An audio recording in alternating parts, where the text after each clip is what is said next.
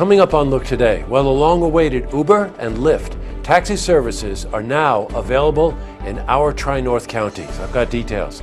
Plus, we have more updates on the $1 Million Beach in Lake George. More on that coming up. And New York City Ballet prepares for its opening night on July 5th. That's SPAC. I've got those details. All ahead on Look Today.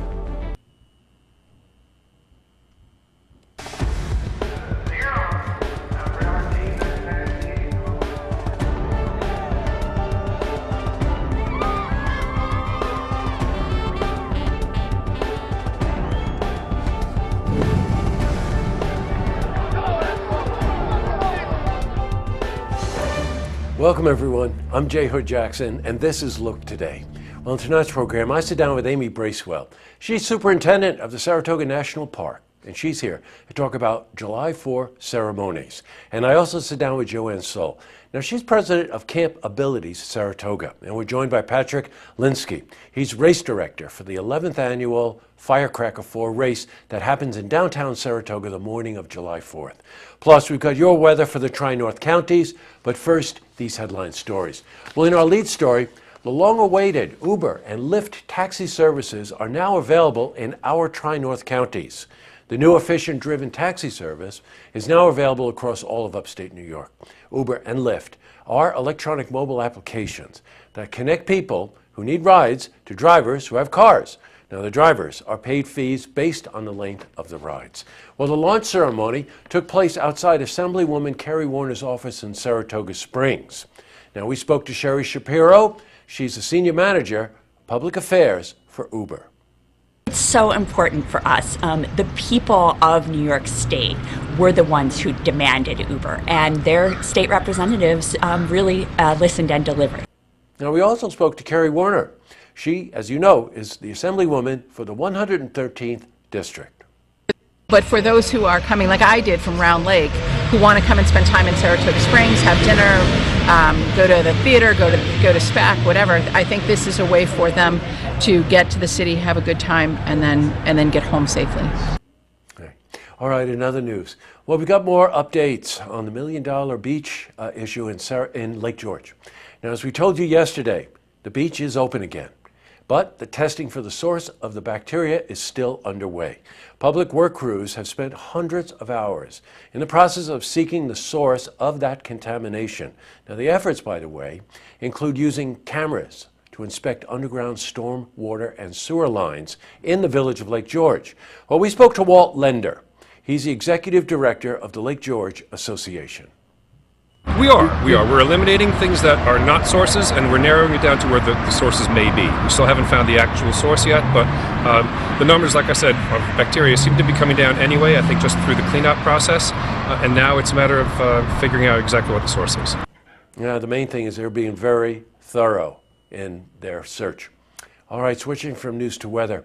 You can expect scattered thunderstorms and rain showers tonight, but let's see how the holiday weekend is starting to shape up. For a more detailed look at our weather, let's head to the Glens Falls Weather Center for a look at your first forecast. Thank you, Jesse. I'm meteorologist Clarence Ponser with your first look weather forecast. Currently, we're looking at a stationary front boundary along the Gulf Coast into the Florida Peninsula. Multiple cold front boundaries through parts of the Midwest, bringing multiple rounds of showers and storms that stretches across the Central Plains and into portions of the Southwest as well, but weaker high pressure dominating parts of the Southwest. Secondary low pressure system towards the plains, and this low pressure system just east of Detroit making its way through parts of New York State. So we look at a more tighter view that could bring multiple rounds of showers and storms and temperatures mainly in the 60s across much of the Northeast. For our viewing area, we'll be mainly in the lower to mid 60s for low temperatures. Greenwich 63 as you head out towards the northern part of the viewing area towards Glens Falls, for example. 63 for the overnight low. Up in elevation in Johnsburg, 60 the overnight low. Storms will be in the forecast, bringing about a quarter to a half inch rain, perhaps more. For the day on Friday, we'll see more scattered storms with a 10 to a quarter inch of rain. Could be more in some areas, high of 83 degrees. The outdoor forecast, we could see some scattered storms under mostly cloudy skies as temperatures will be in the upper 60s to lower 70s. So keep the umbrella handy and keep the umbrella handy for the next few days as we'll see minimum of 50% chance of thunderstorms for Friday and Saturday as we'll warm back to the upper 80s even on Saturday, and then we cool back down with that cold front passing by. Lower 80s for highs, and chances of storms diminish, especially as we head towards Independence Day, along with Monday as well. And low temperatures will be about upper 50s to lower 60s. And that's a look at our first look weather forecast. I'm meteorologist Clarence Ponser. Now I'll send it back to you, Jesse. Thanks, Clarence. Hey, it looks like the bad weather is moving out sooner than we had predicted earlier in the week. All right, back to the news. New York City Ballet and SPAC production teams are preparing for opening night of the ballet. And that's going to happen next Wednesday, July 5th, but there's a lot of preparation. We were invited for a private, exclusive backstage look at the load-in process. Now, to celebrate the 40th anniversary of SPAC, the season will feature 16 different ballets by 8 choreographers. Well, opening night will feature an all-American ballet production. It includes Fearful Symmetries, The Times Are Racing, that's a Saratoga premiere, and a venerable favorite, Stars and Stripes. Well, we spoke to Marguerite Mailer. She's director of production for New York City Ballet, and the costumes shown in this footage are from one of the ballets, Thou Swell. Isn't that pretty? Thou Swell is happening on the gala. It's going to open up on the gala, and it's all Richard Rodgers music. I mean, I actually call the ballet, and it's hard not to sing along. I mean, it's such beautiful music. We have a small trio on stage that plays with the live orchestra, and we have 2 singers.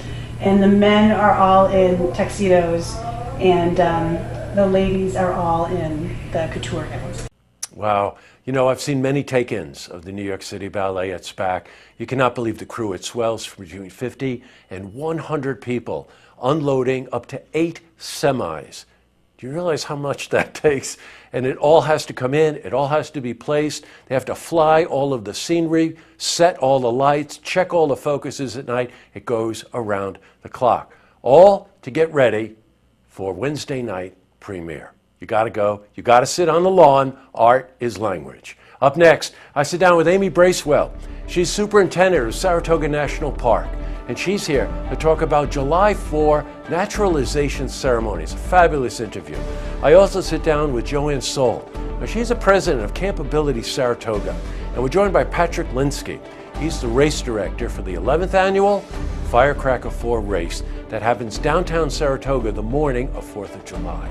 But first, if you see news happening, you want to share a story idea, how about join us for an interview and give us a call on the hotline.